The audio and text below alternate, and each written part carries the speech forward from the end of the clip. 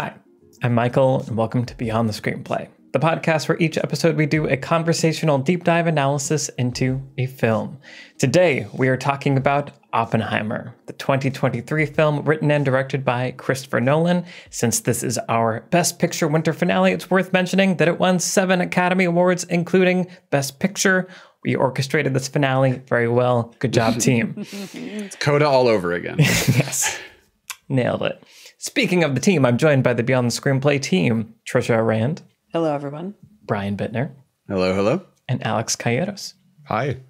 Okay, so we're here. We're at the end of our Best Picture winter season. It's been a fun 8 episodes, with this being the 8th now.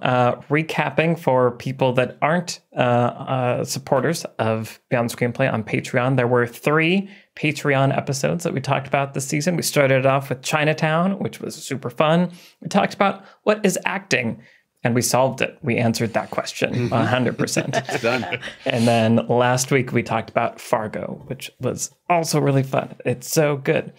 Not to mention our What We're Watching series that we had going on this whole season, where we watched every episode of True Detective Night Country. And whenever I talk about it, I have to use this tone. And you can read that subtext however you want. Oh, you're gonna wear that tonight? Okay, yeah. Yeah, that tone. Yeah. Yep.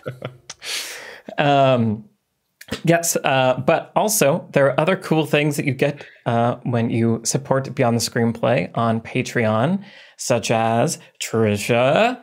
So just one more little reason, if you haven't joined the Patreon yet, I also offer coverage services. So I have read professionally for studios and management companies, but I also really love to work with screenwriters at all levels of their careers, one-on-one. And you can get a little discount if you are a patron on my coverage services. I always am looking for great scripts to read. I love to help writers achieve their goals. And if you want more information about how I can assist you with your project, you can check out my website, which is just my name, TrishaRand.com. We'll put that link in the show notes. You should check it out. Trisha's great. Feedback on writing is important. We're going to talk about Oppenheimer now.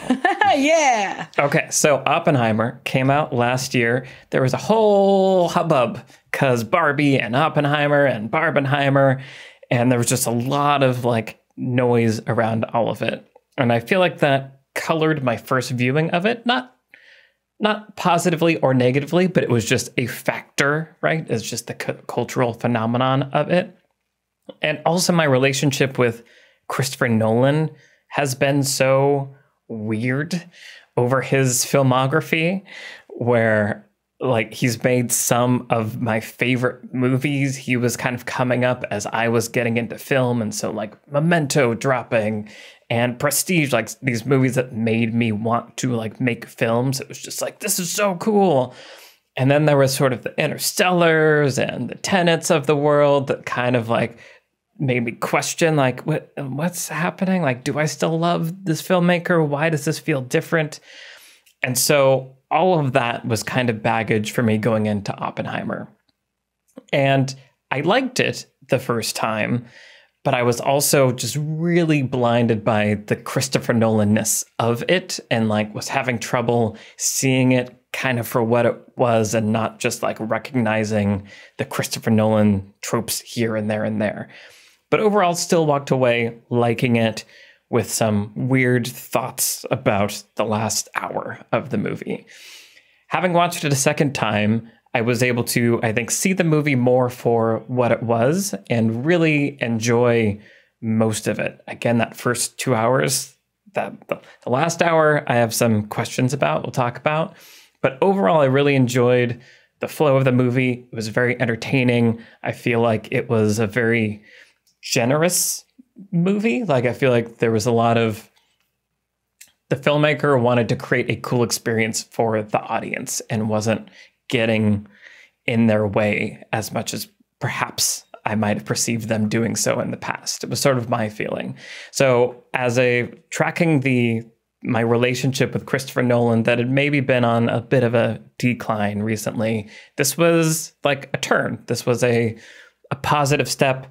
I thought it was an interesting, source material for him to tackle and bring the Nolan thing to. And overall, I feel like it works really well in some places, bumpily in other places. Bumpily is a word. And like more than fine for most of it. So that's kind of where I'm at right now, is I think I like this movie. I think I like this movie even with that tone. Just that last hour that I think is an interesting choice, and I want to talk about some of those decisions. Alex, what are your thoughts on this movie? Yeah, very similar as far as the trajectory for me, with both the kind of Christopher Nolan questioning phase, like, you were like my hero, and now what's happening? And also the change of my experience upon repeat viewings of Oppenheimer. So I saw it twice in its original like 70mm IMAX format when it first came out, kind of like maybe a couple weeks apart. And even on the second viewing, I still was having a lot of that like bumpiness of just like, yeah, is this how you tell this story? Really? I'm not sure this is how you tell this story. And this last time I went and saw it at AMC because they were doing they have this thing called $5 favorites, fan faves. And I think it's just like movies that have been playing for a while, but they put them back out because people bought a lot of tickets to them earlier. And so I saw it in a normal theater. I didn't have to have the IMAX screen for these faces really close up. It was a good theater with good sound, and I just sat back and watched it kind of with no expectations this time, but also having the context of having seen it twice and knowing like what the hell is going on. And like you, Michael, I actually really enjoyed myself. Like, it was this kind of nice ride through almost like a free association like way of doing a biopic, like in an interesting way where it did this thing that is really unconventional, but it also really committed really hard to it. As far as just, I couldn't tell you how we got here or why we're going to this point in time in any kind of logical way, but somebody said something at the end of the scene that does kind of connect to this other point in time over here, and that's why we're here now. And there was something impressive about that. It's almost so freeform, and yet there's always a little bit of a connective tissue drawing you through, whether it's even just in the form and the music and the editing. So in some ways, yes, it was doing all the kind of somewhat annoying Christopher Nolan things, and annoying in the sense that it's like, why must you always apply this form to everything you do? It seems like maybe it's not always appropriate. However, the commitment to it was so strong and so like unwavering. I kind of just came away feeling more impressed than ever of like, wow, you really committed to this wild free association approach to a biopic and just followed through with it. And I mostly actually can kind of, on the third viewing, follow the associations and follow the kind of non-standard logic of how this is all flowing. So yeah, I'm impressed by this movie, and I still feel strangely about many parts of it, but it's become more and more impressive to me the more times I've watched it. Nice. Yeah, I definitely want to come back to the sort of the Christopher Nolan-y construction of it, where it feels very in step with a lot of the ways he structured his movies, but whereas, like the Dunkirks of the world and Tenet are maybe overly rigid in their and intellectual in their temporal constructions, there is a looseness here that I feel like lets it stay out of the way more so for me than some of those other ones. And there's also just the auteur thing that I want to come back to too, of like Christopher. If you've never seen a Christopher Nolan movie before, if you don't know the name Christopher Nolan and you just watch this movie and you haven't made video essays breaking down, with his montage editing style, do you have a different viewing experience? Probably. We should talk about that. Cool. Yeah. So lots to explore there. Trisha, what about you? This movie is a very impressive technical achievement. Brian. I'll go next. No, I have a lot of the same thoughts as you guys. I have a lot of Christopher Nolan baggage, like a lot going into this. And it's been really hard for me to get past it. I've been working on myself about that. But it's hard to do. Like it's become increasingly obvious to me in recent years that Christopher Nolan is a filmmaker who is not interested in the same things as me about movies. And the things that I want movies to do, he doesn't care about. And the things that he wants to do are things I don't care about. And so that's just where we are, Nolan and me. And, that's okay. There is a lot to praise about this movie, and I'm sure we will.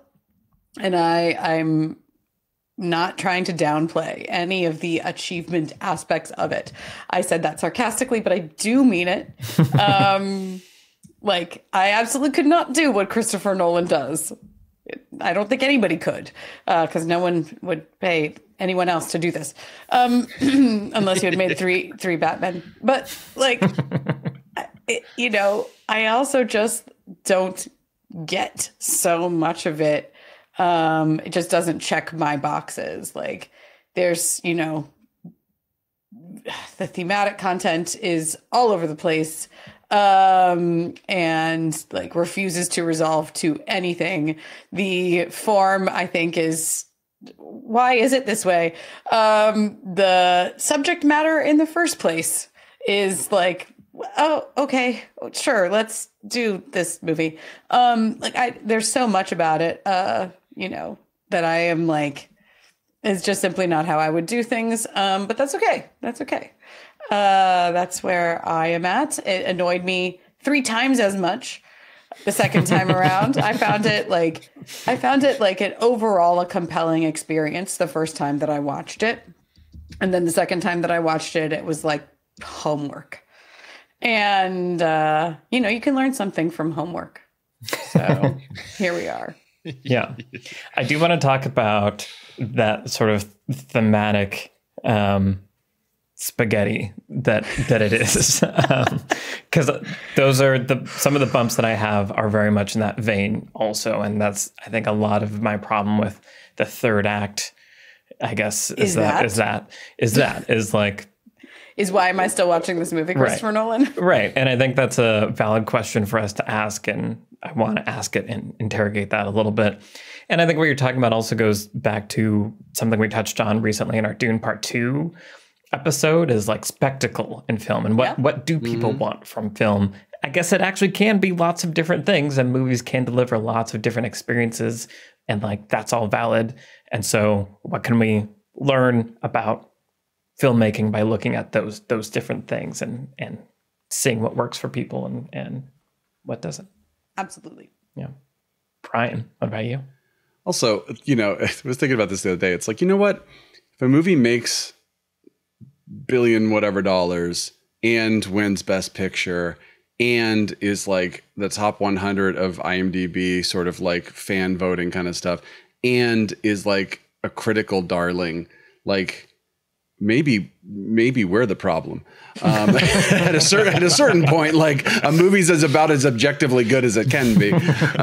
Well, for many years, people would ask me the year that it came out, they'd be like, what did you think about Avatar? Right? The first James Cameron Avatar movie. And my response was always it doesn't matter what I think.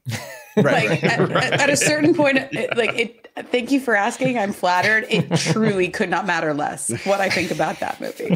So let's not waste all of our time here. I don't know. I guess you guys don't have to listen to any more of this podcast. Goodbye. It doesn't matter. But no, this was a really interesting, sort of fascinating experience for me. I mean, I do really enjoy when movies are here to confound us in ways that are both exciting and sometimes frustrating, and this was a movie where it was I didn't even know what to expect of it going in as a movie. It's I saw all the trailers and everything, but it's you got to see it in IMAX. It's a big summer blockbuster. See it in 70 miller IMAX or you're a goddamn clown. It was just okay, I guess we should. And we went and saw it in the theater where Nolan took the prints to actually test them every day. And you know, obviously this movie does a lot with audio and visual stuff, but in terms of like just what to expect from the movie, it's like the Trinity test comes and you're kind of going like, okay, so was that it? Like, was that why I came specifically to IMAX to see this? Right. And again, that's nothing against the movie itself as much as it's just a weird expectation thing where you're going like, I don't really know what to expect. What's the third act of this movie going to be? Oh, it's people talking. Okay. So I guess that was it. But I still did really enjoy it. There is something about just the Nolan vibes of it all that I do really gravitate towards. I think there's something really stirring and beautiful about his filmmaking that just works for me. And it's almost like on Poor Things, I talked about how like I like that the art house movies are becoming kind of more mainstream finally and doing like movie things. And it's also like the mainstream movies are becoming more art house, right? So it's kind of this like where these things are coming together in a way that I like, because I want movies to be good movies and also to be like moody, vibey things that actually like, you know, excite me emotionally. Speaking of Poor Things, I was thinking like Brian Regan, one of my favorite comedians, has this thing about like when you see two trucks carrying logs passing on the highway and you're like, I guess they could have saved some time if they just made a phone call and you already had logs. I was like, if Yorgos wanted to make a movie with a bunch of European characters and Nolan wanted to make a movie with a bunch of American characters, they could have just swapped cast. But yeah, I think I watching it a second time, I was really curious to watch it again. And I was sort of like, yeah, there's something during the first half there. I was like, there's something here where I'm like really enjoying the experience. Like you said, you use the word entertaining, Michael. Like I'm enjoying the experience of watching it, but also I'm not really invested. I'm not really engaged. You know, we said on Dune, I said, Dune Part 2 specifically, I said like, maybe I don't always know what's going on in the bigger picture, but I always know what it matters in this scene. And Oppenheimer's almost the opposite, where it's like, I know what the overall story is, but there are a lot of scenes where it's like the scene is just doing character work, or it's just doing theme work, or it's just doing exposition. And it's like, that's why your movie's 3 hours long, because it's just sort of like, here's this scene over here that's going to do this. Meanwhile, now we're going to come to this scene that's just going to do this. And that's not necessarily a bad thing, but it obviously does extend your movie quite a bit, especially when there's this much going on. But yeah, watching it a second time, I was like, I don't know how engaged I am by this. It's incredibly impressive. Like I do, as you were saying, Alex, like there's something about it that's just like that, like you did so much. Like every few minutes, I'm going like, wow, you really did this the way that you did it, and it could have been down here, it could have been vanilla, but you just found a way to sort of elevate it, you know, and do something else with it. And just the little kind of flashes going back and forth, the like just dreamy things, like they do something emotionally to you when you are watching just a scene of someone talking or someone looking at a puddle in the water or whatever. And you know, this movie has a sort of like men are complicated and interesting and bitches be crazy kind of thing. That's not, you know, ideal, obviously. Awesome. Not awesome. Yeah. And yet somewhere in the second half on my rewatch, it just got me in a big bad way. And I was suddenly like, oh, okay, I'm now these vibes, like you pulled me in and I'm on this vibe wave. It clicked for me in a really nice way. And the ending, that just like end moment kind of hit me like a megaton of bricks. And I was just like, man, like, yeah, there is something here that I really love in this sort of tone poem kind of thing that's going on.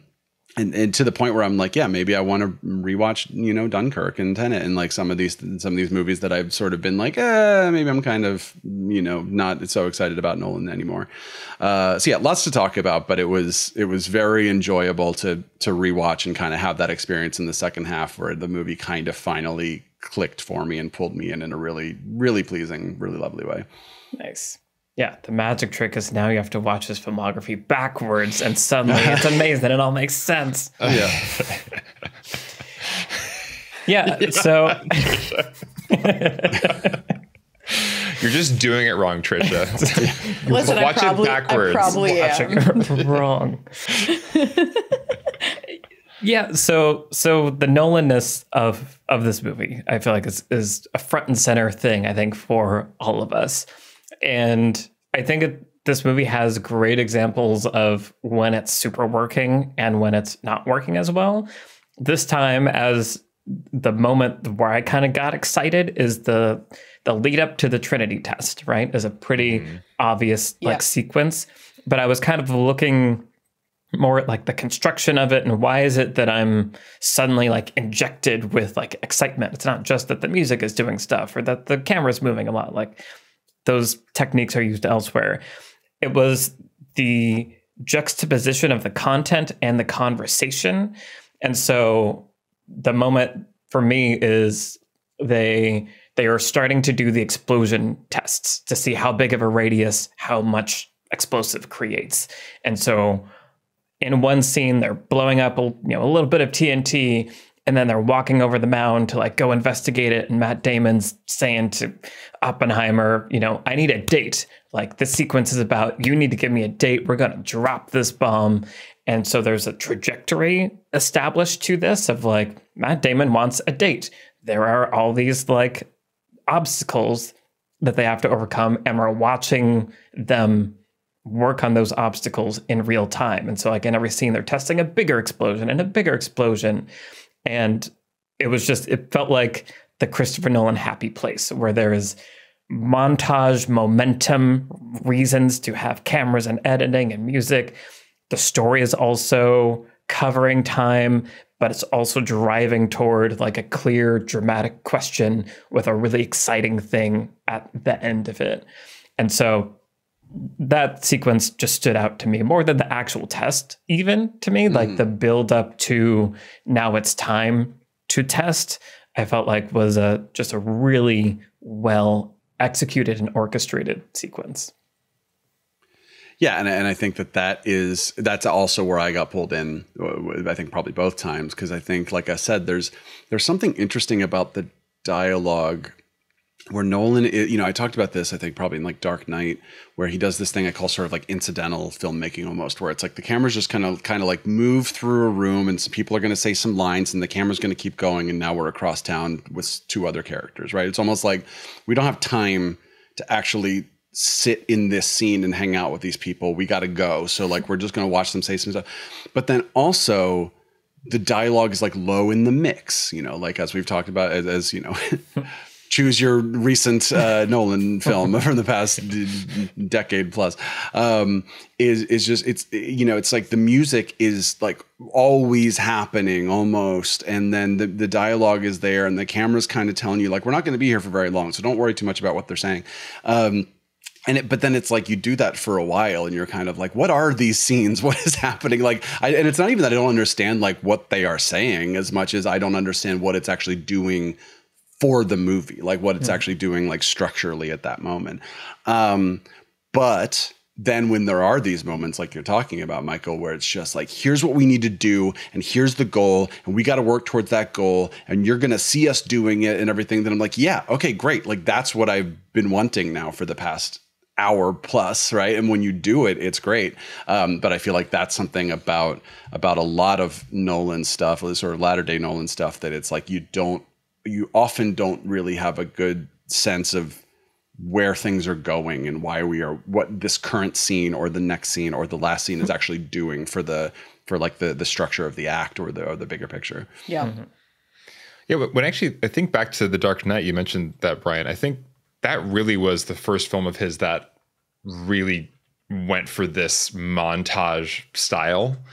And The Prestige has it too, but when I really think back on his filmography, The Dark Knight felt like this moment where he packed so much into this one film, and he did that with these sequences that were just, like you said, we're just kind of passing by some people saying one line, and now we're somewhere else, and they're doing something else, and they're kind of continuing the thought or jumping to a new thought. And I remember seeing Dark Knight for the first time and also feeling very impressed, but actually not knowing how to process it. Like I had to see The Dark Knight, which, we all love and is a cultural phenomenon. I had to see it multiple times to really grok everything that actually happened in that movie. And so it's just interesting. I think he kind of found something there that he has continued forward, where it's like you actually aren't expected to follow, a good deal of plot on the first viewing, because you're not presented with scenes that give you kind of something to hold on to. You're just barraged with information, presented in a slick Hans Zimmer, or in this case, Ludwig Göransson way. This kind of like propulsive thing will carry you through, but you're not going to follow half of it on the first viewing, and that's kind of okay and expected. And that's partly why this movie, has improved with multiple viewings for me, because I was probably for the first time on the third viewing, really with the movie the entire time, and not just kind of like, you're saying a lot of names right now, and eventually they're going to mean something, but they mean nothing right now.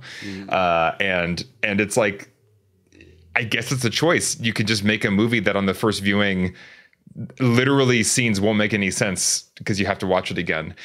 But you can think about other kind of twisty, smaller movies like Memento, and that's kind of the case as well. So it's like this Christopher Nolan twisty puzzle thing, but blown up once again on like a really intricate biopic level. And it's just a really fascinating thing. You are nailing it, Alex. The issue here, or the challenge of any historical story, really, especially one about a well-known figure or a well-known historical event, is that the audience knows how it goes. We know how it goes. We know how it ends. It can rob your story of stakes and also like dramatic tension, where we kind of know what's going to happen. That's part of the challenge. So in the scenes in this movie that actually are scenes, there are a few of them, right, where Matt Damon shows up to recruit Oppenheimer for the first time, and they sit and talk for a couple of minutes.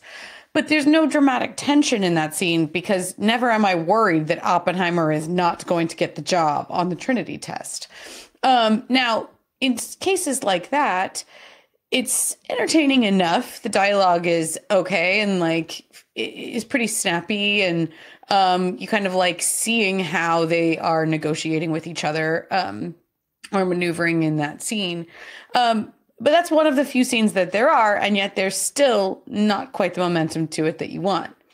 In the scenes with the montages, you're dealing with a different issue, partially because you know how it's going to go, but also because there's just too much of it. Like, the characters, as you mentioned, Alex, are a catastrophe here. Like, everybody is just a white dude, and they're all just scientists, and there are 50 of them. Like, it's so wild to me that we're expected to know who these people are, follow who their names, like, and who wants what, whose loyalty is where, like, who cares about exactly which aspect. When they're putting together the Los Alamos section, by the way, which is the middle act of the movie, I think overall works really well.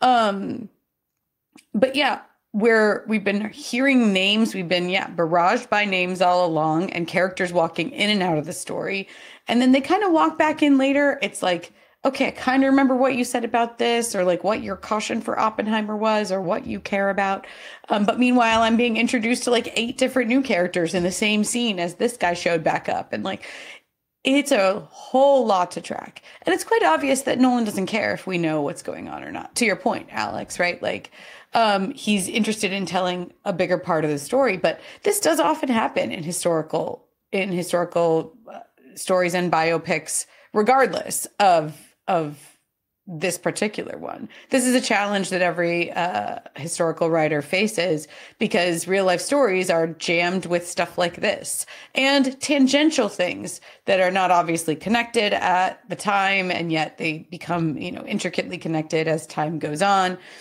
But at the same time, we all know how it goes. And so you're kind of fighting against that problem as well. Now, I do think there's a way to create dramatic stakes, even when we know how something ends. And I think part of the best way to do that is to create a contained dramatic question for a scene or a sequence, where we know with clarity what a character wants in this scene. And we don't know. We know that maybe, yeah, we know the bomb's going to go off in an hour from now, but we don't know what's going to happen in this scene. And if you can make that question compelling, then the fact that the overall dramatic question has already been answered for the audience in our minds, you can still make it minute to minute a thrilling watch. And I do think this movie does that in places, but it also doesn't in a lot of other places. But I also think that's what the framing device of the sort of the trials, the depositions like here is. Go ahead. Yep. Those are there. Is doing in a bigger picture thing, which is like, Oppenheimer is like having to justify his existence. Like that's like a thing that's said right away, right? So it's not just narration for the sake of narration. It's narration to like prove a point and say like, this is what, let me explain, let me give you context for why I did what I did and that kind of thing, right? And I agree with you. That doesn't keep your interest seeing the scene, but it does open the movie with a strong dramatic question. If it's not like, is a bomb going to go off? It's what is the fallout of that? What is the aftermath? Like, what is, why is he on trial? What's going to happen? Especially because like, that's not super common knowledge, like what actually happened with Oppenheimer as a result of that. But no, I totally agree with you in terms of just like all the characters and everything. There's that moment where David Krumholtz's character is like, I'm not going with you.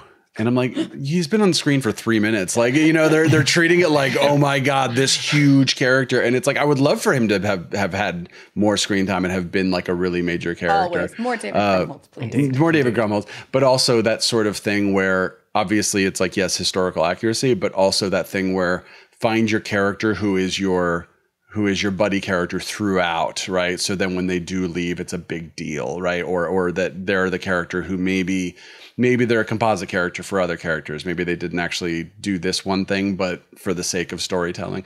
Maybe they die from radiation poisoning. See also Napoleon, our Napoleon podcast. We Right. talked about this exact thing. But again, when you're basing, you're not going to like kill off characters who didn't actually die and stuff. But like there is something about trying to get these historical figures into the mix.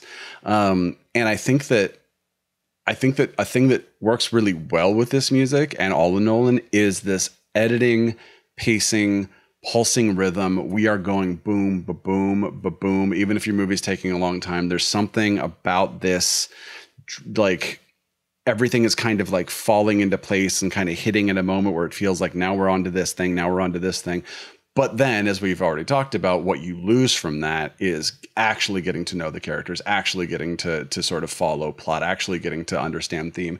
And it's a really hard juggling act, but it's like, I do appreciate that it's trying to make a movie that barrels along, but at the same time, it's like, give me a few more of those slow down moments where I really get to be like, this is who I care about. And there are those in this movie, but there's just a lot more of, as you're just talking about, Trisha, here's this guy, look at him. All right, you're going to see him in 2 hours. See you later, right? That kind of thing where you just kind of feel unmoored a lot of the time. And unless he's Rami Malek, I'm not going to remember. Right. Rami Malek. Yeah, we got to talk about him coming back at the ending. Mm-hmm. But, it's so interesting because a lot of things you're saying there, Brian, were bringing up thoughts for me. So we have the kind of container story, I guess you might call it, of the deposition and then there's Strauss and his Senate confirmation hearing.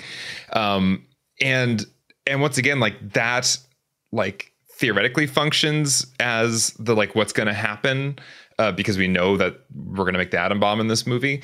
However, like, wait, what's going to happen? Deposition for what? Red Scare, like, but also Strauss is getting confirmed later. Like, this is after the deposition.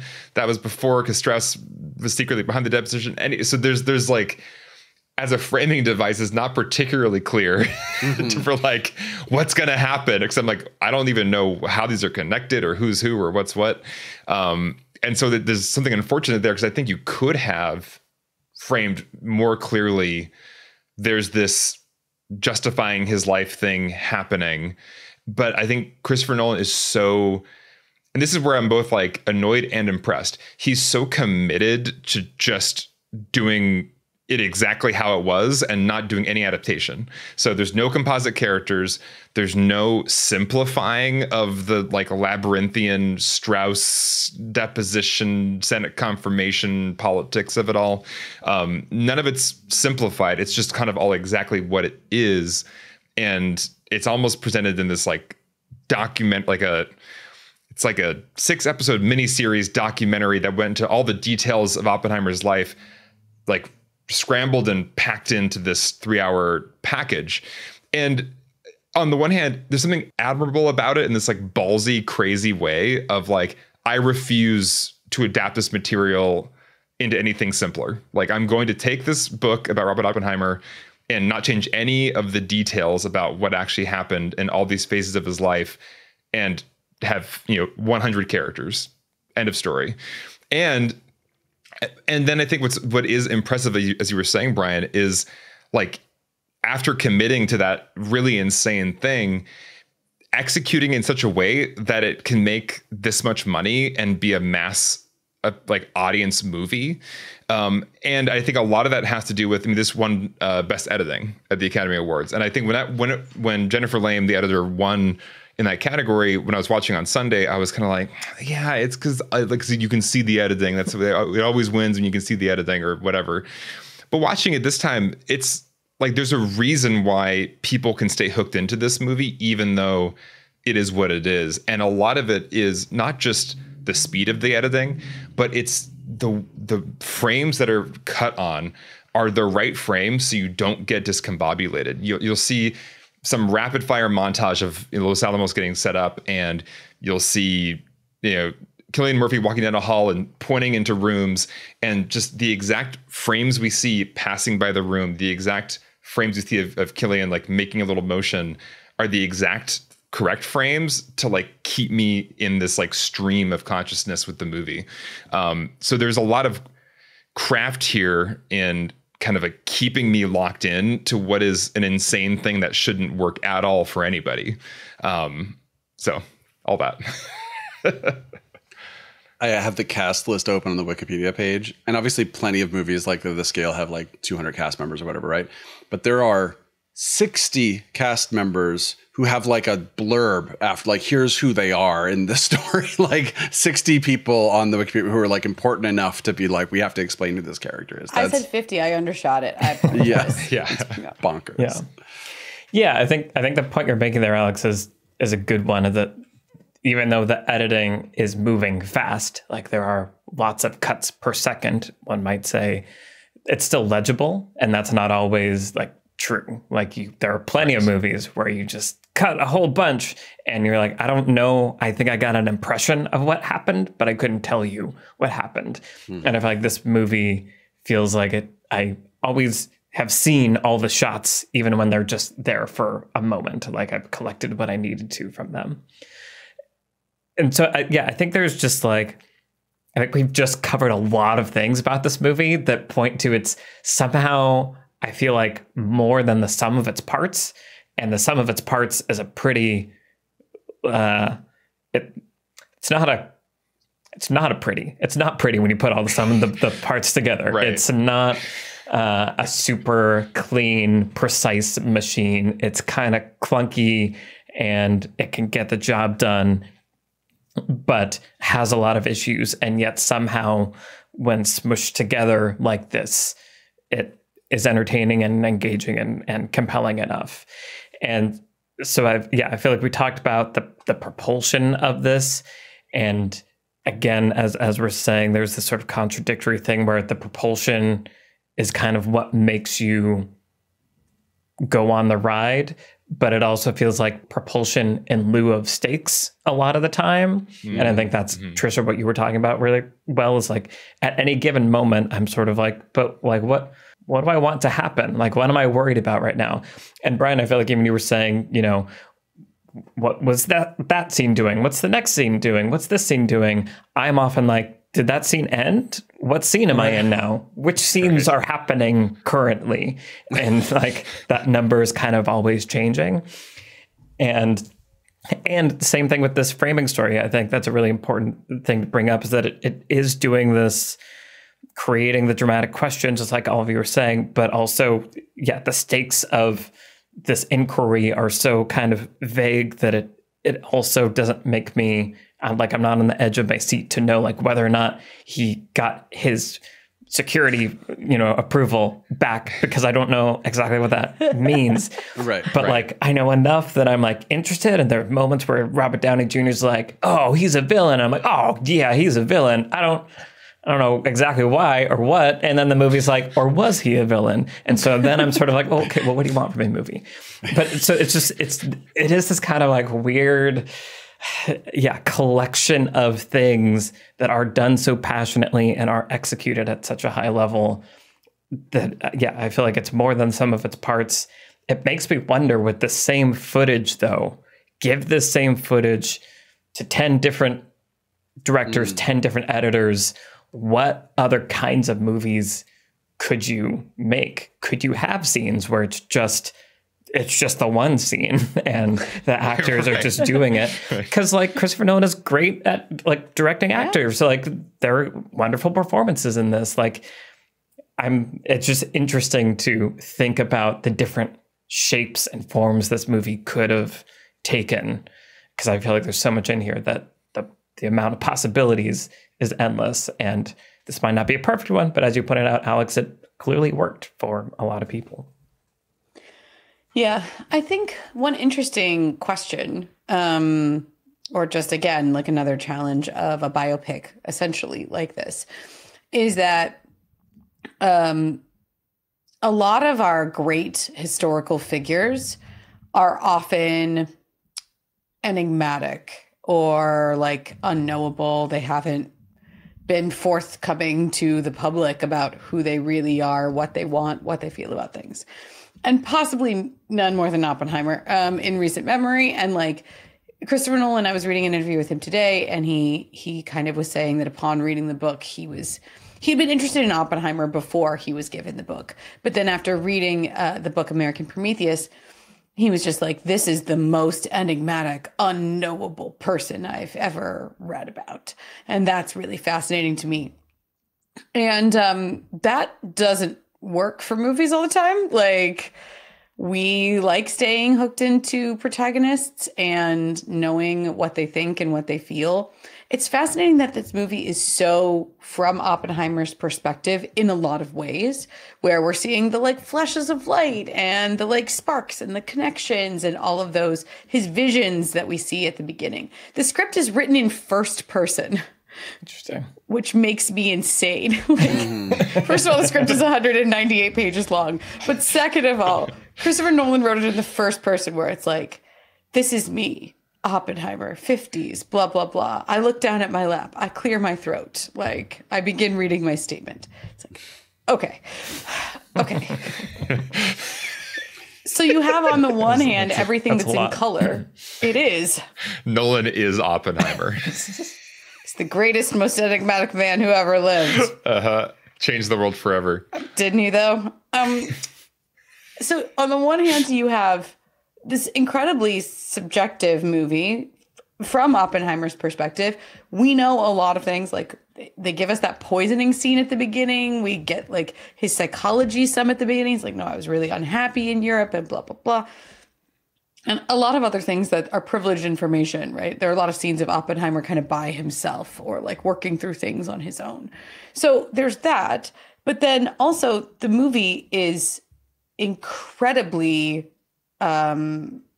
opaque, really, about a character arc or what he wants at any given time. Like, we don't really understand what Oppenheimer thinks of himself or like is committed to or cares about.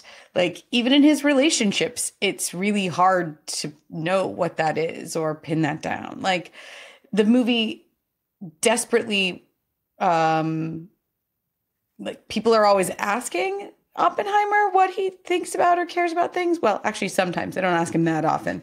They don't ask him often enough. They sort of were like, oh, we should start asking you. We should start asking you. But not enough really to shed any light on it. And in fact, there's, a purposeful obscuring of that by Nolan here, because he wanted to make a movie about an enigmatic figure.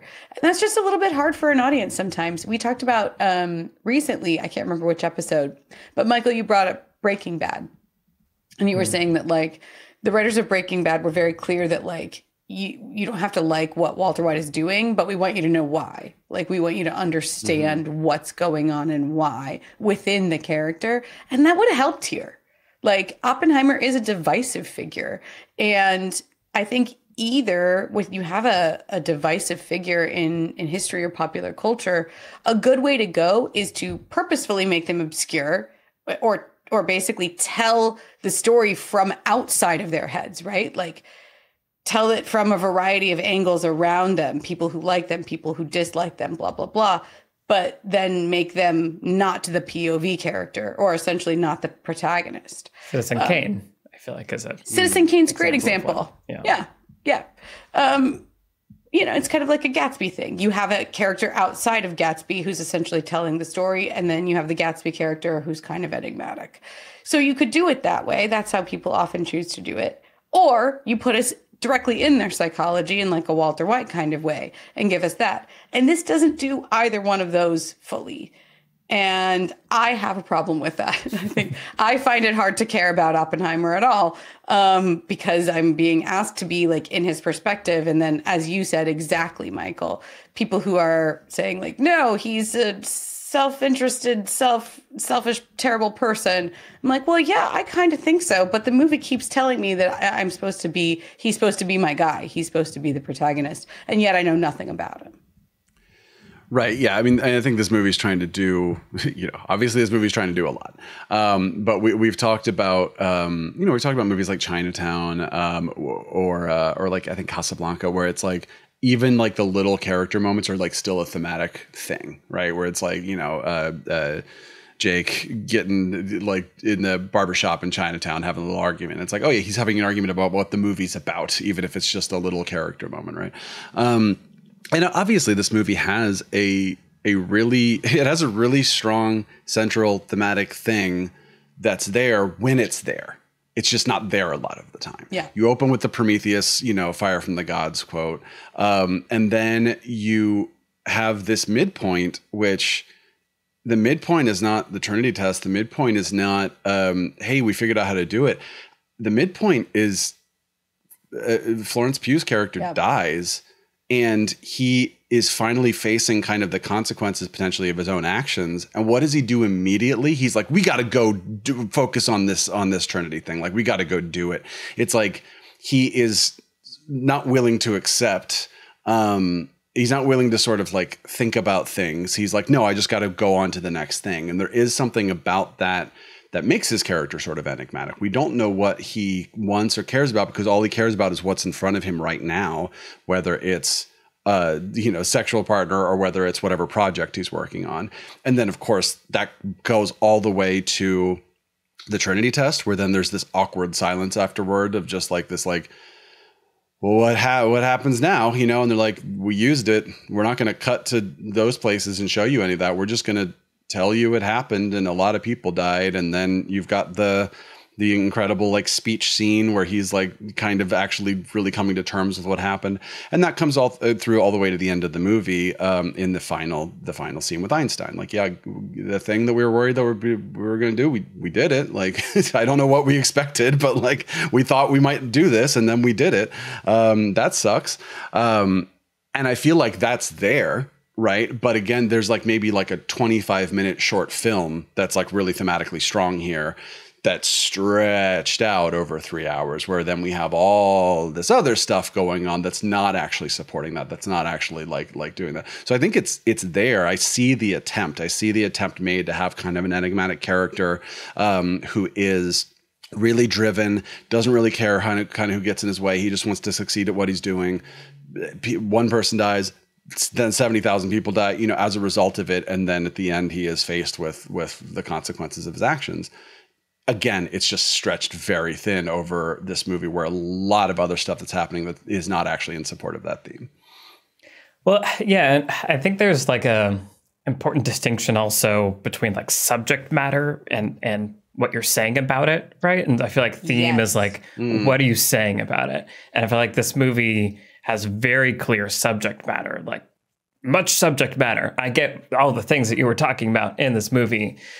And some of the time, like you're saying, Brian, I am like, oh, and this is what we're saying. There are other scenes, to your point, Trista, where it's like, I don't know what if the movie wants me to know how it feels about it, or if it's wanting me to not know how to feel about it on purpose, or like I feel very lost in terms of how I'm supposed to feel about it or Oppenheimer.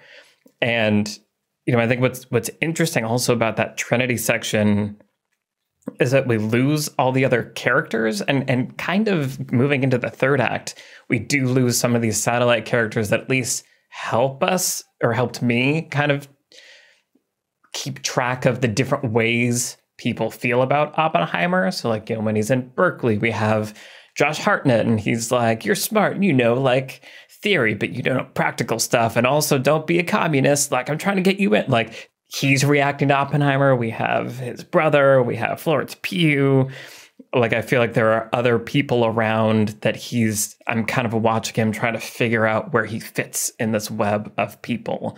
And that kind of goes back to, I think, like stakes also. You know, we were talking about what are stakes, and stakes don't have to just be what's going to happen. They can also be, how is the character going to get it? Like, that can be the dramatic question of like, how is Oppenheimer going to find his way out of this like situation? And there are like moments of that, especially like in the first. So it's just interesting how some of the time it feels like it's using characters and sort of traditional character web to help you sort of triangulate Oppenheimer, or where he might be or where he could be. But kind of by the end, maybe because he's one of the few people in the world that could know what it's like to have created this thing, I feel like I lose a little bit of that calibration apparatus. Mm-hmm. I do think, you know, Cillian Murphy won Best Actor for this role, and I think it's well deserved, because I think a lot of what keeps me hooked into this movie is just watching him. Yeah. So, you know, even though, I mean, I think even if it's not a clear trajectory at all times, or it's not really clear what the movie's trying to say about him, or how I'm supposed to feel about him from the movie's point of view, it's interesting watching this performance, but also a charm, as you know, he seems kind of at ease in situations that is not the normal kind of you know, like scientist, socially awkward persona you would expect. And it's just it's an interesting character to watch, and he's also delivering sometimes Christopher Nolan exposition in a way that is like really has that his affect, his kind of way of speaking is interesting enough that it kind of papers over some of the clunkier dialogue. And I do think that the movie, you know, does, you know, once again, like you said, Brian, it's kind of clearly this idea of a man who has certain beliefs of it's better to do this than to not. And he's told himself, if we don't do it, the Germans will do it. You know, he has a lot of stories and kind of almost giving himself an out, you know, like him just grappling with the fact that, oh, we made this thing, but I kind of had this almost unconscious idea that I would remain in control of it. I would somehow have a say in it. Scientists would have a say in it. We would, of course, only use it for the right reasons. And the moment it's shipped off Los Alamos, and you know, we meet Gary Oldman's Truman, it becomes very clear that it's like, oh God, I've made this thing, and it won't necessarily be used in the obvious, you know, only correct way that the story I was telling myself the whole time is why we must do it, is not necessarily going to be the outcome when it's in the hands of just random dudes who are in charge of the military or the government. And so I that is there. And I do like watching him struggle with that through the second half of the movie. And then we just get back to what you started off the conversation with, Michael, which is that last hour. And it's just fresh, the creation of the atom bomb. And there's something that gets so muddled by the end when we get into Strauss as this bad guy with kind of like I'll reveal. It's like, you gave the file to Borden. You did this. Yeah, exactly. Borden also. And take from all of it is the Emily Blunt, you know, line near the end of the movie where she's like, did you really have to let them tar and feather you? Or did you think if you let them tar and feather you, they would forgive you for what you've done? You know, some idea that like this was all about Oppenheimer, like the amount of real estate in this movie given to the like tiny details of the does not add up to this like interesting arc of a character who told himself a story about why it's worth doing this thing, did the thing, realized the real world implication of doing the thing, and then had serious doubts about what he has done. I don't need all these details about his goddamn deposition and Strauss's confirmation hearing and a weird, like, Dark Knight Rises ending, you know, where it's like, what's the name? Kennedy. Like what, a vote on that. Played by Joseph Gordon-Levitt. Yeah, just these odd, like, he has these devices and tricks that he's used to great success in other films. And then I sometimes see him just kind of like copy and paste them into other films where it's like, is that appropriate for this film? Does that matter for this film? A ride. Maybe it does work, because in this moment it's like, that was kind of cool the way he read Kennedy's name. But to me, it's frustrating. It's like, what is this movie about right now? It's interesting. As you're sitting there talking, Alex, I'm thinking, if this were the exact same movie, but didn't have Strauss in it, like, I'd be here all day. I feel much later how devastating the consequences are. I'm like, that is an interesting idea. Last shot of the movie with the nuclear weapons spreading all over the world. Like, I see it in like the way that this thing with Florence Pugh bumped this thing and this bumped that thing. And like, I actually even do sort of see it in the Strauss storyline, where it's like Strauss got fixated on this Einstein thing and he's incredibly petty. And so like he decided to make it his mission to ruin Buddy's, this idea of like delayed consequences are sometimes much more devastating than the impact. Which, again, I think the sound is doing that, and the Trinity test scene, you know, again, we're kind of seeing like the waves of fallout breaking over Oppenheimer, where he's like, it goes from triumph to like devastation, and then to like, again, he's trying to get back to this position that he found himself in. Even all the way through the deposition, which I think it's dumb that it's about his security clearance, but like, if it's about, this is why I don't fight anymore, or like, I want to fade into obscurity, I feel terrible for what I've done, I all think that's a great arc. But then the stuff with, I was doing serious work just there, trying to get it there, where I'm like, this is kind of a butterfly effect maybe, or like a domino effect with that. But the textual content of the Strauss scenes is really more about like a legacy. And they really are talking about like, is he a great man? Is he not a great man? How will the world remember him? Like, how will the world remember me? Nolan was saying in this interview that I read, which is in Vulture, by the way, and I really recommend it. He was saying that he was fascinated by the relationship between Mozart and Salieri in Amadeus, which is a great movie. And it feels like that the man and a lesser than great man that the world doesn't remember, that feels like it's just a different theme. It's like, it's just a different movie at the end of the day. Like, and I think it's like an interesting movie and a good one. Go watch Amadeus. But I just don't think it's this movie. And having it in here so much of the it's the entire third act of this movie, that apart from how does it all fit together? And another infuriating thing about it is that, again, while there are these images and this text that support, determined not to tell us, not to resolve a movie thematically. And he said as much, again, going back to this interview, and I read a couple, but this was the most compelling one that I read. Nolan doesn't want to send messages with his work, and he's adamant about never being didactic. But he did want, he says, quote, a strong set of troubling reverberations at the end. But a strong set of troubling reverberations. Seems like a pretty definitive place to land for Oppenheimer. Yeah.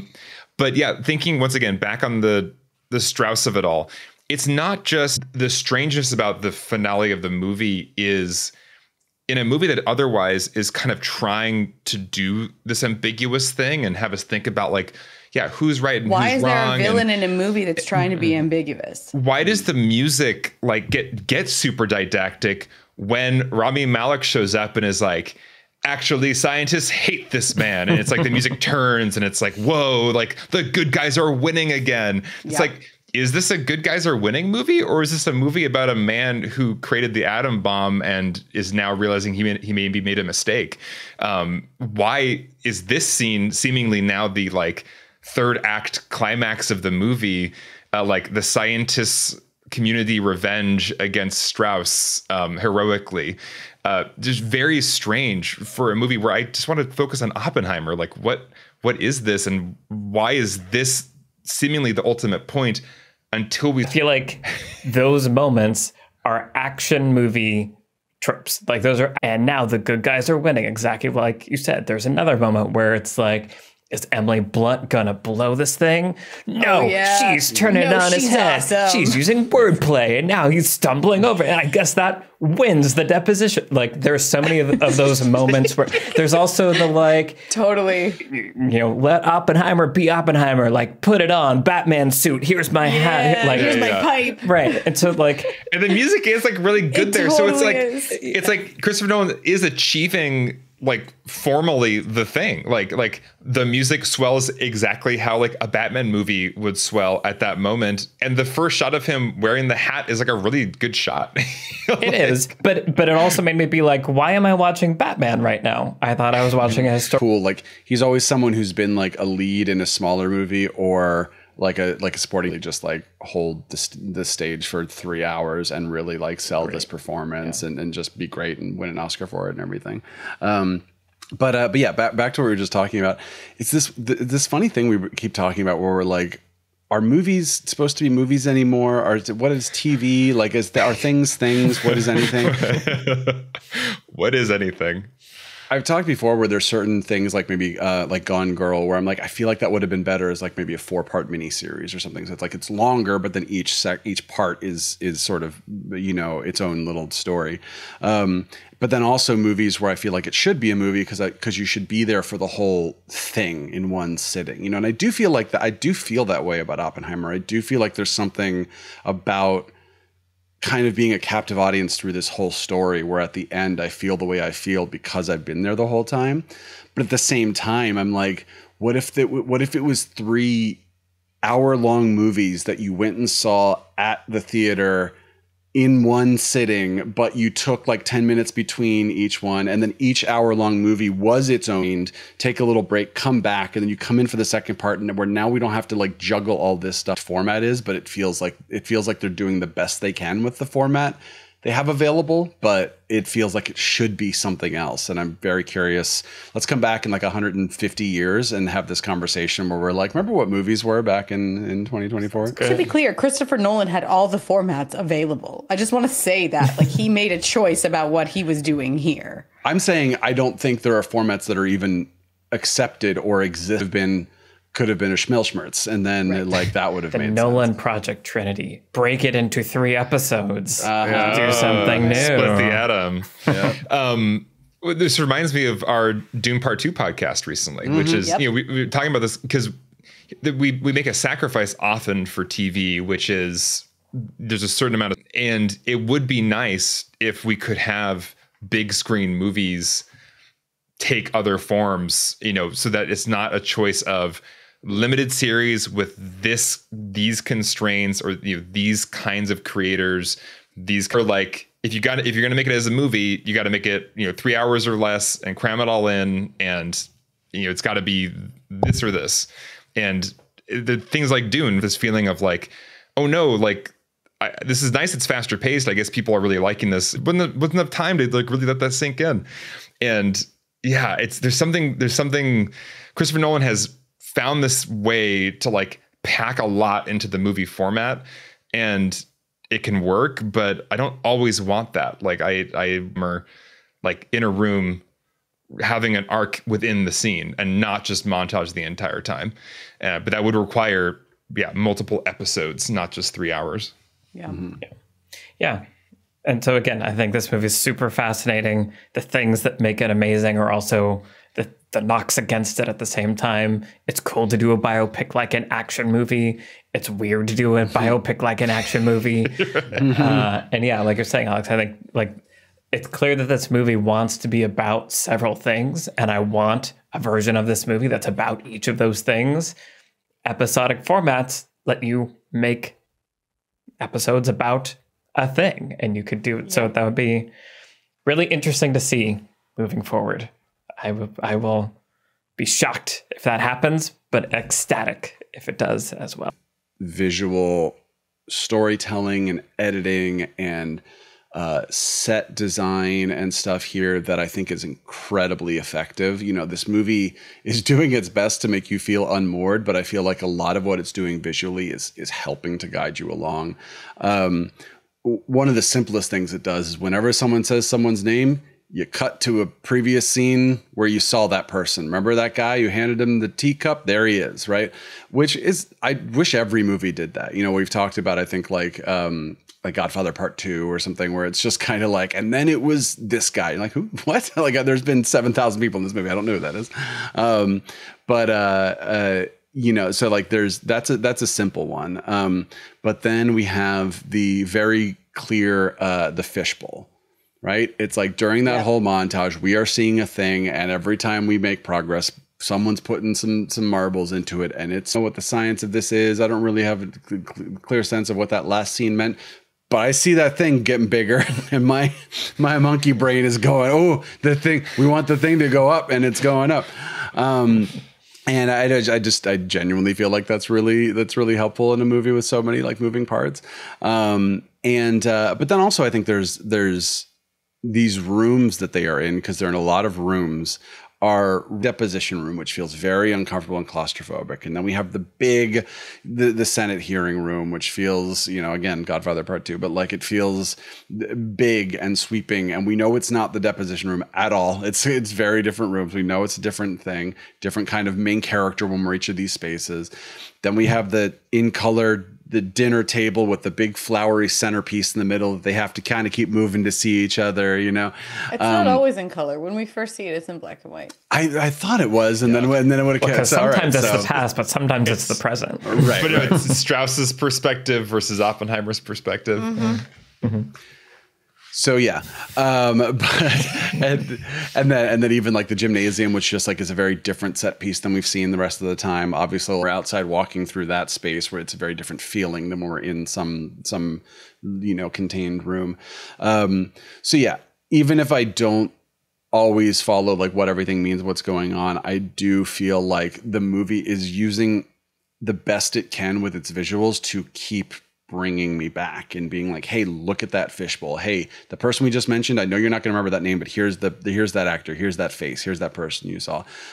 This room looks like this room looks like this.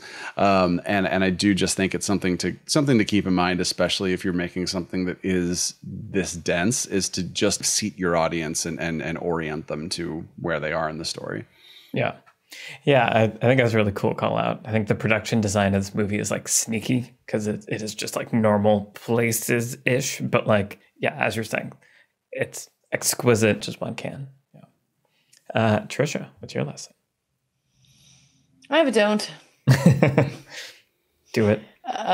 Which has to do with women are people and maybe don't always treat them this way.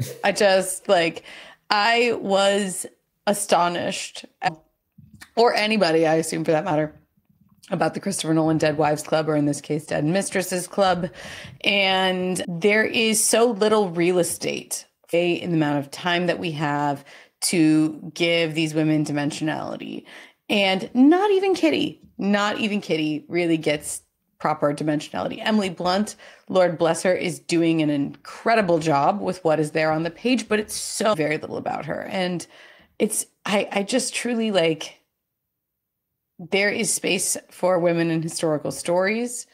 And if you can't give them the amount of space that they took up or whatever, they don't fit in the story. Look, I don't have any problems with Dunkirk. The female characters weren't there, and that's okay. Like but don't do it this way. Like, I don't know. I just the sex scene in the deposition room really doesn't work for me. It's so reductive, and I understand what it's doing, and I understand what it's doing. On screen, it's just not earned by this movie, I don't think, to treat her in that fashion. And I can't give it a pass. I can't.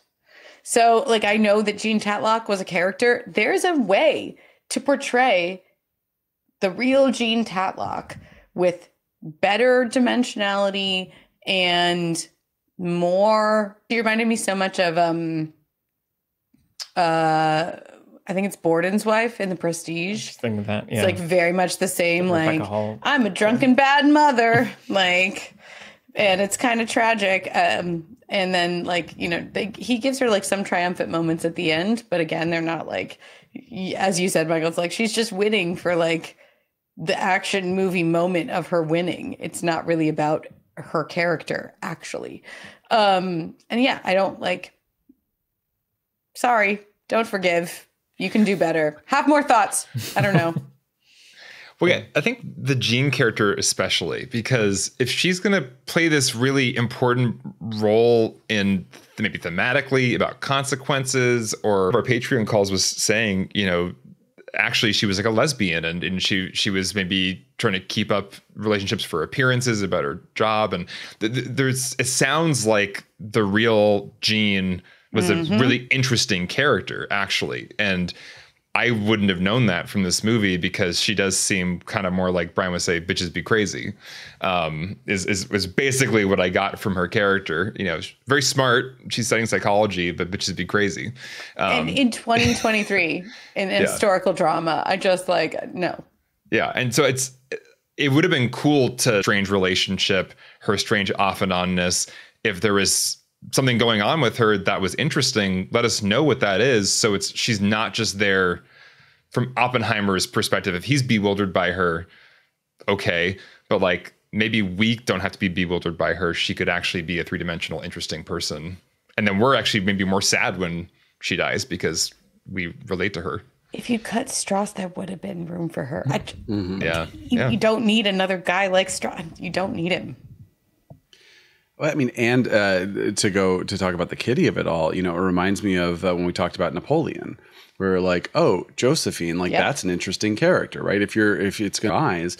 And what were we talking about earlier with Oppenheimer? We want him to be enigmatic. We don't really want to know. Well, then what if Kitty is not necessarily the protagonist, but the frame character that is the frame of the movie, and we're seeing how all of this affected her, and then you're the thematic thing of consequences have action, or you know, the other thing, then it's you know, we're actually seeing it from her perspective, and we're seeing everything that she went through, rather than what I call sort of protagonist brain, which is like we're trained to be like, oh, that's the protagonist and that person's against the protagonist, so they're a bad person, right? One is not a good one, but the other one is because we're trained to root for the protagonist, and it's hard for us to like not feel that way. What's the first reason? Sexism? Oh yeah, that's the one. Okay, just checking. I didn't think I needed to. I thought that was pretty clear. Well, was it though? Yeah, hopefully, it was to me. But no, the sort of like, give us more of these kinds of characters, right? The sort of like, here's that tangential character who was looking in on all of this, and we are seeing how that person negatively affected people's lives by seeing it firsthand from this person's point of view. You know, I think that would have been, just like Napoleon, a more interesting movie. And we didn't even talk about Maestro, but yep, that too. Yeah, and it's very, I mean, you know, that the sex scene that you call out, I think is a really great example of such a confusing beat in this movie, right? Because it's from Kitty's perspective, right? Like it seems like the purpose of that is to be suggesting this is what Kitty is seeing, or this is what she's feeling. And I'm like, okay, cool. But I don't know what to do with that information, because I don't know what role Kitty is playing in this, because I don't know what Oppenheimer wants. I don't know what the domino effect of like, you know, this feels like it's supposed to have meaning, and I'm supposed to be like, oh, here's another like pin in this chart that I'm mapping of meaning in this story, and instead it just kind of feels shallow and empty. And it's so I feel like it's not just like the Dead Wives Club of it all, but also just like a misuse of your supporting characters and their role and the story structure. And the scene where she has him Is what the movie is implying. Real. Like, well, and that's also like It's Viagra. what makes it feel like the constant news in the movie, right? She doesn't get to wear any clothes. And that feels exploitative when there's so little else to her.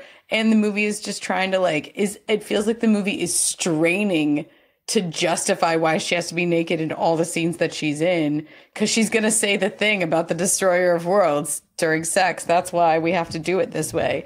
We really don't have to do it that way. I mean, and I'm generally pro, we talked about it with Poor Things. Like, I'm generally pro more sex positivity and nudity in American films, because we haven't had that for a while. Right. But it is weird when it's like, once again, with a character who we never really get to know very well. Yeah. Some odd choices. Exceptions should have extreme meaning and not feel puzzling and meaningless. And this is the first Nolan nude scene, and it's like, oh, for that, that was actually kind of distracting from, I feel like what you thought you were communicating. So, clumsiness is a very generous reading of some of these executions. It's the best I could say. Yeah. Alex, what's your lesson? Well, it's hard because I started this conversation off by saying I really enjoyed this movie on this third viewing. I really actually enjoyed it quite a bit and was very impressed by it. But I also have a don't, which it actually ties back to Dune 2 effects. I think he has gotten so good at working with CGI and practical composites to just really give I think what Christopher Nolan is afraid of with CGI is the Marvel bounciness, which I also hate. And Denis Villeneuve in the Dune movies has found a way to not have that kind of bouncy, weightless cartoon feeling with his sci-fi worlds. Everything feels very heavy and weighty and tactile. And this movie, it was advertised, and I understand why it doesn't feel bigger and more impressive than it does. To me, it doesn't feel big. It doesn't feel awe-inspiring in the way the movie, I think, wants me to feel. It feels kind of, but I think there's probably a very tasteful and very practical looking way to get across more of the surreal nature of the first atomic explosion. Get across something, just insistence upon staying so practical, no CGI. Of course, strange colors that flash during a nuclear explosion. There's ways to push this into, oh my God, what did I just see? This is terrifying. This is surreal. And he just didn't do it because, no CGI. And so I'm a little bit tired of this commitment on Christopher Nolan's part to just say no to certain tools in the toolbox, when I think actually the thing he's trying to do could be so well, I think Denis Villeneuve has learned how to do. My do is use all the tools at your disposal. Don't necessarily be so rigid about your constraints if it's going to make one of the most important scenes in your movie hit the way I think you want it to hit. It was weird. It was weird to have all this build up, years of waiting for this movie, after an amazing lead up. It's just, very strange. The power of nuclear bombs. I was never that afraid of nuclear bombs. I think it's also this weird thing where we've seen test footage. We know what it looked like. We know the power of it. And so it almost feels like they're, reenact that power because people have seen the real thing, but so do something artsy instead. But the artsiness, like you're saying, felt just sort of stock close-up photos, explosion. Yeah. I don't know. And the choice to remove the sound, I get it, but then it kind of kept going on, and it was sort of and we're cutting back and forth, and I don't know what you're trying to say. And I feel that moment, amazing. And I don't think you have to be super clever. Maybe just show us a mushroom cloud. That's cool and big. Maybe that's fine. Right. And play the sound, and maybe that'll get it across. That felt like a moment trying to out clever oneself a little bit to me. But once again, I think you can look at Denis Villeneuve with the Dune films at just, I feel things in his movies as far as just like awe and impact, just because he's willing to push sound and visuals into like almost a slightly surreal place to where you get uncomfortable and you get unmoored. And that's where the awe comes from. And I think Christopher Nolan seems almost afraid sometimes to go there. You know, he's so insistent upon the reality that he doesn't let the awe come through. And Dune has great scale. It knows how to shoot scale. Yes, scale is really important. Yeah. And I'll just add to that as the partner of a digital artist, when both Christopher Nolan and Greta Gerwig say no CGI in their movie, go to the credits and look at the 100, 200 people. And it's fine if you want to do things practical. I love that. I love, the Wes Anderson, Henry Sugar, like incredible, like it's so good. Right. But that doesn't CGI and try to be the hero of the moment. Yeah. Yeah. It's frustrating that's become just like a little indie film. Right. Yeah. One other thing to add, just because I think it's too funny to not point out, is the one other Christopher Nolan thing that's copy pasted into this movie is the strange reveal of like a character as if it's like a big deal that it's this actor playing them with Casey Affleck in this movie. Oh yeah. It reminded me of like Matt Damon and in Interstellar, but just like there was like this sequence of like, oh, there's this guy and he's like a really big deal. He's like really rough and he interrogated somebody for like 1,000 hours. And it's like, Is out of retirement? It's Casey Affleck. And like the reveal of his face.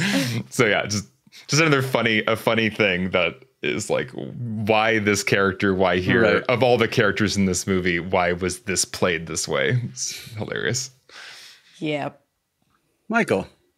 I think my lesson is just like spend a lot of time thinking about why the audience is supposed to care. And, I think this gets back to what we were talking about of like what's this movie about? And I think as opposed to at a loss of like, what is Dune Part 1 about? I still liked it, but like, what is your movie actually about? If I don't know what it's about, it's hard for me to care. And I feel like this movie is any of them for me to invest in or like grab a hold of. Okay, this is what this movie is about. And I don't, for some reason, I think about Apollo 13 a lot when I watch this movie. And I don't know why. And when you're not watching. I was going to say, we know you think about it a lot. This is true. I think it's just reflecting on the interesting construction of this biopic and what it chose to do and what it chose to subvert. Apollo 13 obviously isn't a biopic movie, but it's a project movie. The stakes are very clear. The plot is very simple, and there's room to hang lots of meaningful things on it. Like I feel like you get a sense of what the space race was about watching it. You get to learn some sciencey facts along the way. Like everyone remembers the scene where they're trying to put a round peg into a square hole. Like I understood what was happening at every point of the movie, what the stakes were, and kind of like where it sat, like why this event was. I wanted more of that from Oppenheimer. Like I wanted more science. I wanted to learn more things, or I wanted to be tracking the arc of the project of Trinity more, and maybe more the culture. I don't know. It felt like there were weird things left on the table that I feel like are there in other kinds of project movies or biopic movies. Imitation Game, it's very classical, but I understand like what it's trying to tell me about stuff. Social Network isn't necessarily a biopic, but it's doing the multiple, it's cutting between lots of courtrooms and people talking in rooms, but I'm always kind of clued into like the human story at the center of it and know like what people want. So anyway, I guess I don't know exactly what the form of your story is, and it's kind of a genre thing, I guess, but see what else is out there. And I don't know. I don't know. I wanted to borrow from more things more intelligently or more generously than kind of just pick its lane and do its thing. And obviously that worked out pretty well for it. But I think things were left on the table and a little less rigidity in the form, I think could have created something really. This just goes back to what I said at the top. Like Christopher Nolan is not interested in the same things as me. Right. Clearly, which is fine. Right. A lot of people really like this movie and a lot of his most recent movies. So, And like, if making your movie an audience and now they've watched a Sure. biopic about Robert Oppenheimer, that's not a bad thing to have accomplished. Yeah. Yeah, it's not nothing. I think it's that thing where like you see someone doing something so new and so cool and leaving other stuff like behind that you're like, oh, but if you brought this, it would be even that much better. But that's easy to say when you're watching someone, course. pay it forward. So And I do feel like we often, and it was the same way with Dune Part 2 recently. It was just like, when a thing is really good and we like it, it would have been like up here if you got everything right, as opposed to a movie that's just kind of mediocre where it's just. but I do want more sciencey stuff. It's a science. It's about physics. Anyway, like so much of the science is like basic stuff. Anyway, what else have you guys Michael. been watching? Brian, what have you been watching recently? I just watched Perfect Days. I saw the trailer. It looks like it's just a guy driving around Tokyo listening to rock music and cleaning toilets. Like, yeah, you are correct. The trailer did not lie to you. It's this really slow tone poem that just takes its time and asks you to kind of like take in the aesthetic of the world and just what the mood that the movie is putting out there, which is what the headspace of the character is. He just kind of like in the first 10 minutes, he is like cleaning a toilet and someone comes to use it. So he just kind of goes, and it's just like, that's like kind of the movie telling you, this is what this movie is. This is about someone just like appreciating the world. And it does that for quite a while. There's very little dialogue at times. And then there's a plot and it moves forward and things happen and character things happen. And waiting for the scene that gets me back on board, this movie, like, because it takes its time, when a scene does happen, you're like, oh, good. Like there's character stuff happening. I was enjoying just the kind of like hanging out for a while, but now I'm really excited to see like what the next character moment's going to be. And it just makes every scene feel meaningful. It has like weight. Just a character where like every time you just look at their face, you want to cry because they want to cry. Like it's just Very cool. Okay. Trisha, what have you been watching? yeah, if you like movies about people ruining the world on an epic scale, Eddie O'Malley made a documentary called Canary that came out last year. It's the story of Dr. Lonnie Thompson, who is a glaciologist of like the planet's temperatures on like thousands of years of scale. And it's a really compelling documentary. You can rent it on Amazon Prime. It was brilliantly made. I'm very biased, obviously, since my friend is the director, but I just was really moved by it and the story of Dr. Lonnie Thompson and his work on glaciers around the world. And he, did not start off as like a climate scientist. There was no such thing as that when he started, but the evidence in the records was very clear to him. And he's dedicated his life's work now to basically like bringing information from the deepest ice cores that anyone has ever drilled on the entire earth to the scientific community and the academic community and into policy. Also, he's testified before Congress about climate change. And it's a really, really fascinating and I think a very powerful documentary. So definitely check it out. It's called Canary from 2023. Very cool. Okay. Awesome. And Alex, what about you?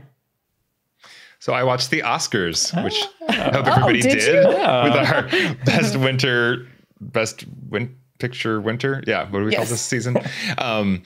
we're just starting. So Yeah, exactly. We'll get it. But yeah, no, I have not actually watched the Oscars live for a few years now, I don't think. I mean, I think during the pandemic, it felt like they were. they were like trying really hard, but it was like kind of sad. Well, was that and also the lame. year where they assumed Chadwick Boseman was going to win Best Actor? Yes, So they did the yes. actor last, I and saw- instead it was Anthony Hopkins. That was really bad. Anyway, it was that year, I think. Yeah. Where it just felt like really depressing and sad and not good.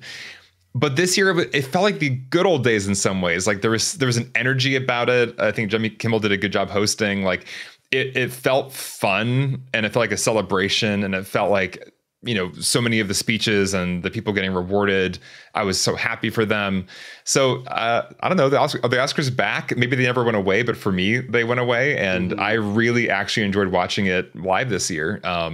So I'm happy we did the season, and I'm happy I was as invested as I was in the films that were up for nominations.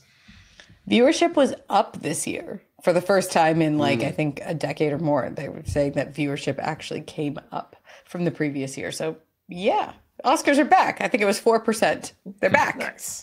And it was a big year for movies, you know, like It really movies are was. back post pandemic, and we had the Barbenheimer phenomenon. And so, yeah, I think it feels maybe for the first time in a while, like movies are a cultural thing right now, Right. with the Barbenheimer, with the Doom Part 2s, like, and it just feels, it's almost nostalgic and nice. It's like, oh wow, like movies are the center of something again, and not the sad sinking ship that is just all IP franchises and nothing's Yeah. getting made. Yeah. As Alex and I were talking about the other day, I don't know what's to look forward to in 2024 right now, so we'll see. I wanted to mention really quick while we're talking about Oppenheimer, and obviously we talked about Barbie, like how lovely that, first of all, those were the two biggest movies of the year. And second of all, especially as two movies that are so like sort of like differently gender focused and all this kind of stuff, Barbenheimer was like, let's go see both. Let's go do everything. Let's go hang out. Like these movies are exciting. Let's go see them on the same. You're over there. It was like, that wasn't the vibe of it all, right? And yeah, I think it was a good year for movies. Normally, it's like I keep my own little personal ranking of movies I watch, and it's like some of the Best Picture nominees are way at the top, some of them in the middle, some of them are way at the bottom. And this year, it was like a whole lot of them were really close to the top. So I was really, really happy, and really happy to like talk with you guys about a lot of them. And then the Oscars brought back, I don't know if they've done it recently, but I know they did it like 10 years ago, where they bring 5 actors out I who are loved from it. that category, and then they just Really get to like, emotional. yeah, give a little 20-second monologue to the person where it's like, look, if this person's nominated and they showed up and they're going to go home empty-handed, give them a little bit of something, you know, give them a little something to make them feel like they showed up for a reason, you know. And yeah, I personally like it as like as a consumer, you know, to be like, oh, I like you saying nice things about you, and Nicolas Cage trying to talk normally and everything. It's really fun. Well, I think it's part of why we like awards shows and why we get invested in these people that are celebrities. There's something in a performance or creating a movie that's really impressive, and it's just fun to kind of have that empathetic mirroring experience of like them being rewarded for it, celebrated for it. It's just it felt wholesome this year in a really lovely way. Yeah. Yeah. Less about competition and more celebration of all. Yeah. Right. Agreed. Of all. I've been watching the Netflix adaptation of Avatar: The Last Airbender. I probably should have gone second to last. Anyway, it's really interesting. Why? But it's also like it's all Miss M. Night adaptation of Avatar: The Last Airbender that happened. So like bar was real low. They definitely have passed that. But yeah, it also is like revealing to me this ongoing thing that I've been trying to put my finger on of like, why does it feel like characters get from one place to another too easily? Why, like, essentially plot armor is what I've realized. Like that phrase that people used a lot to describe, you know, the last couple seasons of Game of Thrones. I feel like there's something in the way a lot of stories are told now where it's like the characters aren't going to have any problems whatsoever because the writer says, but they don't die yet. And you can just kind of meta feel the writing showing its hand constantly because of these weird constraints of like, we need to get these people from here to here, but like inject conflict. So it's a really interesting to the original show, which was amazing. Every episode had its own arc. It was about something. Like the writing was really clever. And so it's interesting to see a pretty good adaptation of it, but also a long episode. So anyway, Avatar: The Last Airbender on Netflix. Television. All right. Well, this has been our Best Picture winter. As you were saying, Brian, I feel like this was just like a good season. Like we got a lot of good movies in here. Like, Yeah, we did. like Dune Part 2 delivered, felt pretty good about it. Past Lives was a surprise, amazing thing for me. Anatomy of a Fall was really interesting. I watched it on a plane and I will never feel like, so that was really, and Poor Things. And then we started with Chinatown. Anyway, this was a really fun, good season. Fun and big with some little surprises.